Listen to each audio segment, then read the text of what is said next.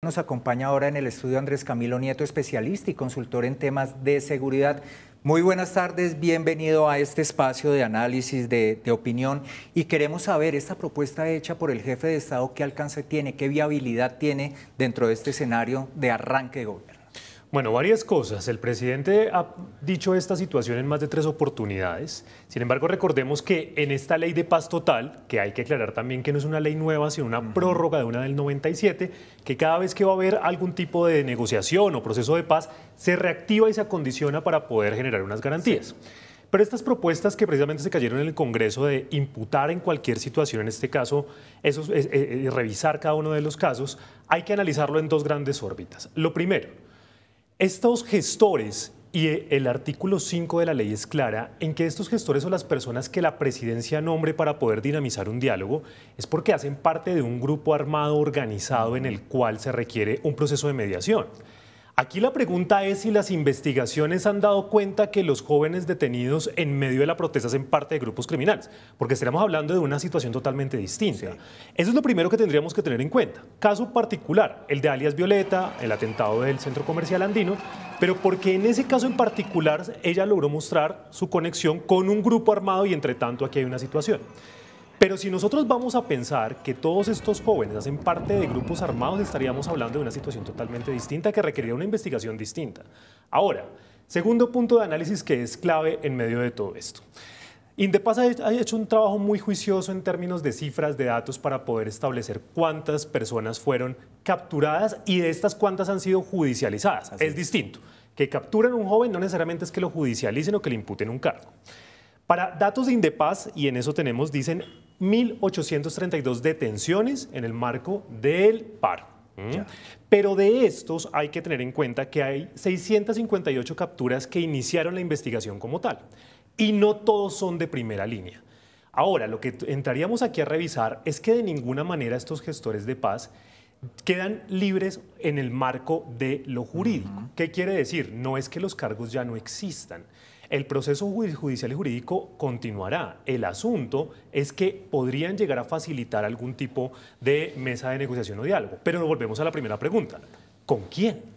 Exacto. ¿Hacen parte de un grupo criminal? Yo llegaría a pensar que eso sería incluso llegar a estigmatizar más a los jóvenes, diciendo que la protesta legítima de los jóvenes es porque están relacionados con un grupo criminal. Y es evidente que no fue así. Y hay opinadores que de pronto retoman este caso de alias 19, en donde ya recibe una condena por parte de la justicia. ¿Qué va a pasar en eso cuando ha sido pues uno de los personajes en los que se ha hecho énfasis por parte del gobierno para que sea un gestor de paz? Ahí hay una situación, y es que incluso bajo los mismos voceros del gobierno han dejado claro que aquellos que ya tienen una imputación de cargos, es decir, que hay pruebas físicas, que hay algún tipo de testimonio también de las personas afectadas, como en este caso del ciudadano que fue el mismo que testificó, que dijo que prácticamente fue torturado en medio de los alrededores del Portal Américas y que identificó que él podría ser uno de los posibles autores al llegar a decir que debían hacer eso, incluso otros chicos que hacían parte también de primera línea que llegaron a dar esas versiones y que todo concluyó en lo mismo.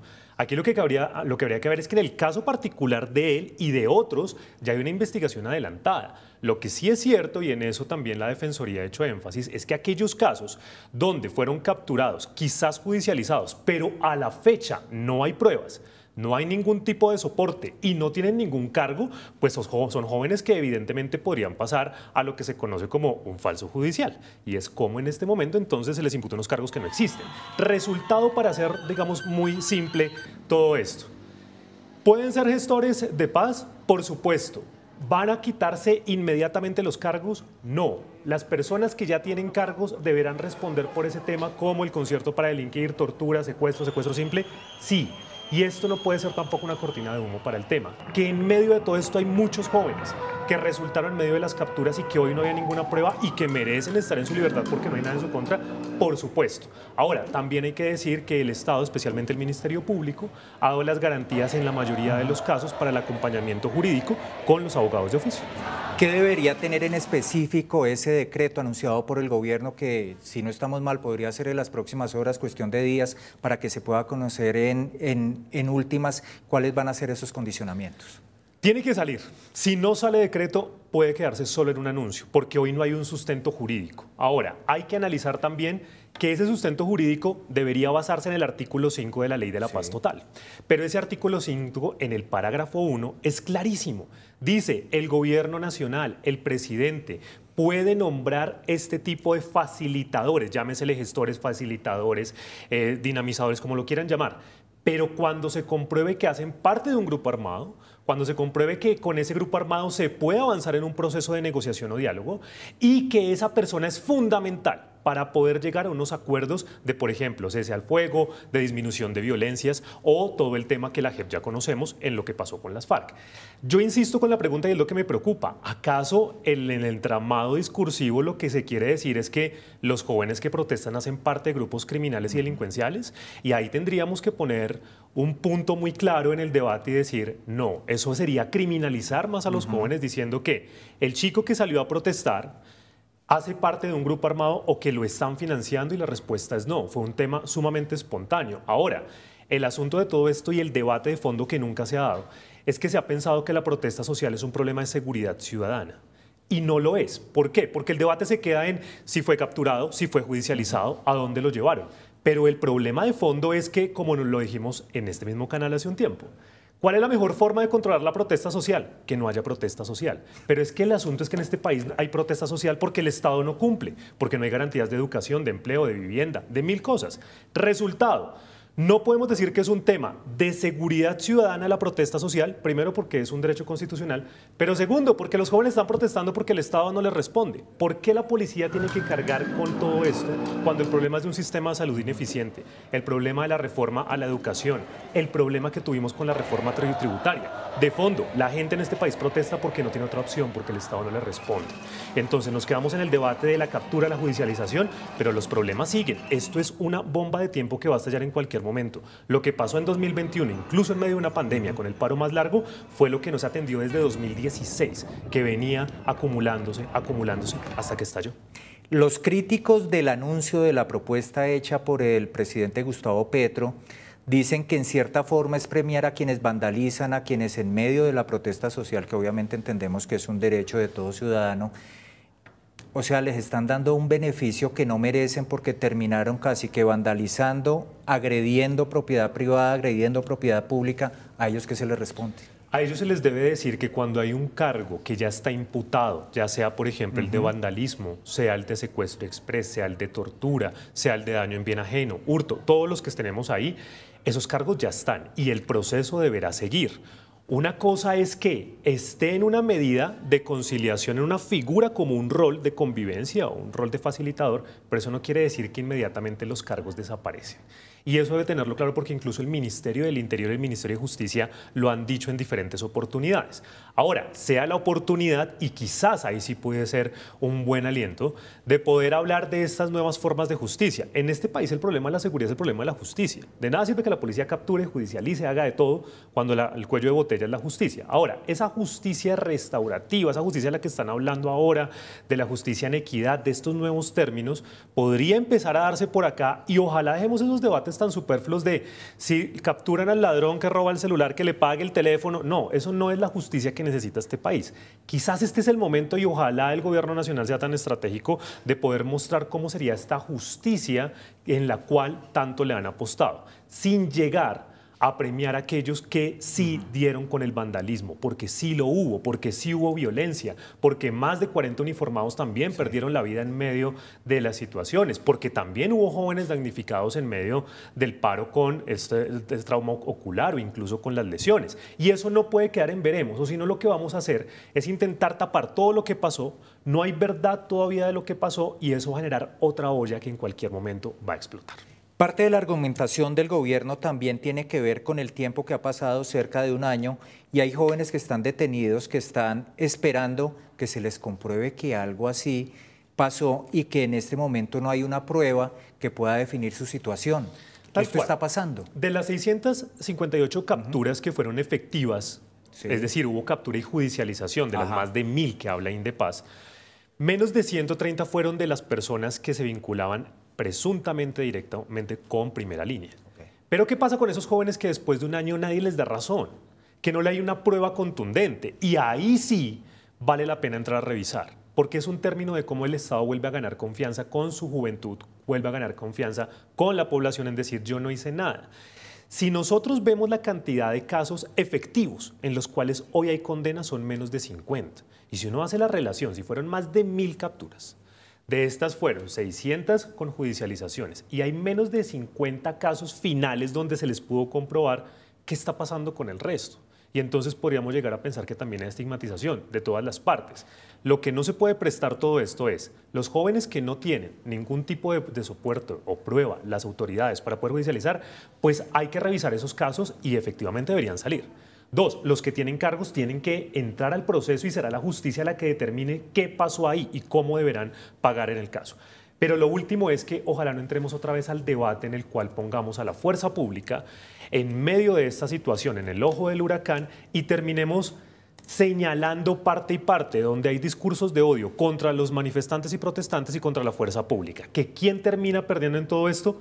Esos dos actores, en medio de un entramado político que cuando se encuentran en la protesta social terminan en una violencia terrible y ellos son los damnificados. Mire, lo quiero invitar a usted y a los televidentes para que a través de nuestras gráficas podamos revisar cuál es la realidad de lo que encontramos en este momento, de lo que está pasando con los casos de jóvenes detenidos durante las protestas de 2021. En todo el país, 230.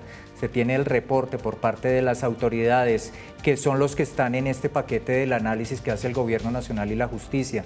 En Cundinamarca son 3 y en Bogotá son 3. Serían los 3 que podrían entrar dentro de este paquete, lo mismo en la capital del país. Coincide con el estudio, con lo que ha delatado Indepaz y con lo que usted nos ha revelado. Aquí hay un asunto y es siempre la disparidad en cifras, porque cuando las organizaciones de derechos humanos han reportado cuando se ha hecho alguna captura o judicialización, se lleva el registro. Sin embargo, la captura y la judicialización es un proceso formal y ahí es cuando hay una diferencia en cifras entre lo final que reportan las autoridades y lo que reportan las diferentes organizaciones. No quiere decir que uno tenga más validez que otra, pero en el ámbito jurídico, la formalidad de cada uno de los expedientes son los que nos dan estos datos finales.